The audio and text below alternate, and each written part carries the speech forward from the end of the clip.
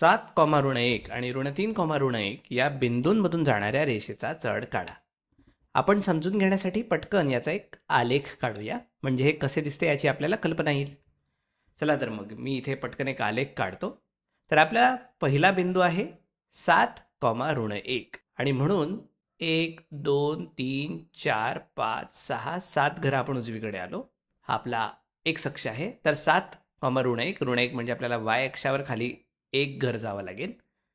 तर हा तो बिंदू असेल 7,1 आणि मग पुढचा बिंदू -3,1 हा आहे. म्हणून आपण आडव्या दिशेने 3 एकके जाऊ. 1 2 3 आणि खाली परत -1. त्याच्यामुळे हा आपला -3,1 हा बिंदू आहे. तर या दोन बिंदूंना जोडणारी रेषा अशी दिसेल. आता त्यांनी आपल्याला या दिलेल्या बिंदूंमधून जाणाऱ्या रेषेचा चढ काढायला सांगितलं. आपल्याला या रेषेचा चढ काढायचा आहे आणि तुम्हाला थोडी कल्पना येण्यासाठी सांगतो. चढ म्हणजे एखाद्या रेषेच्या कळण्याचा किंवा उताराचा अंदाज असतो आणि याची व्याख्या अशी केली जाते की चढ म्हणजे उभ्या दिशेतील बदल भागिले आडव्या दिशेतील बदल, म्हणजेच वाय मधील बदल भागिले एक्स मधील बदल.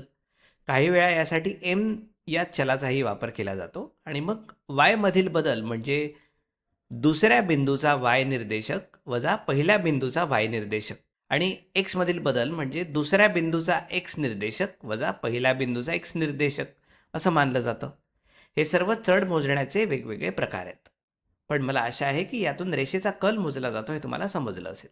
जर मी आडव्या दिशेने थोडे पुढे गेलो आणि उभ्या दिशेने खूप जास्ती वर गेलो, म्हणजेच एक्सच्या दिशेने थोडे बदलून वायच्या दिशेने मोठा बदल झाला, तर मला एक अतिशय तीव्र चढ असलेली रेषा मिळेल.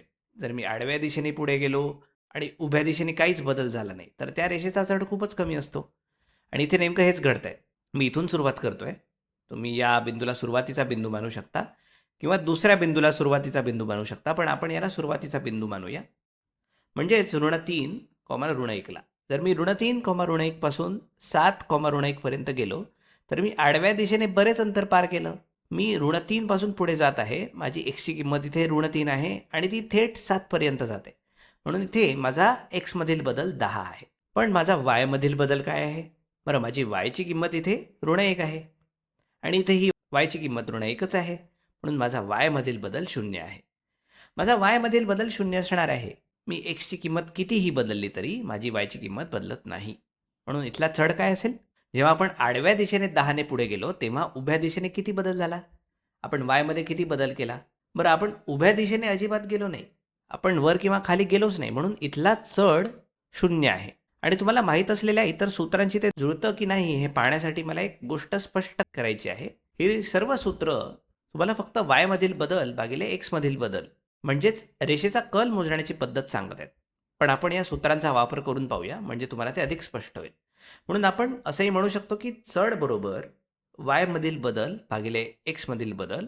जर हा आपण सुरुवातीचा बिंदू मानला आणि हा शेवटचा बिंदू मानला, तर हा -1 म्हणजे y1 होईल आणि हा 7 म्हणजे x1 होईल आणि इकडे हा y2 म्हणजे -1 होईल आणि x2 म्हणजे -3.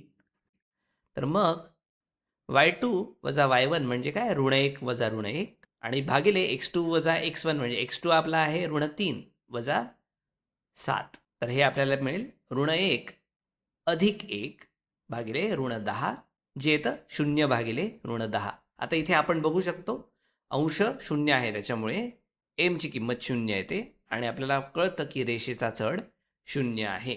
आता जर का आपण याला सुरुवातीचा बिंदू मानला असता आणि याला शेवटचा बिंदू मानला असता, तर अंशामध्ये 0च आलं असतं, पण छेदामध्ये आपल्याला 7 वजा -3 असं मिळालं असतं आणि छेदामध्ये 10 आलं असतं. आणि इथे धन 10 मिळवण्याचं एकमेव कारण म्हणजे आपण सुरुवातीचा आणि शेवटचा बिंदू यांची अदलाबदल केली. त्यामुळे तुम्ही हे कशाही प्रकारे सोडवलं तर या रेषेचा चढ 0च येतो. ही एक आडवी रेषा असल्याकारणाने.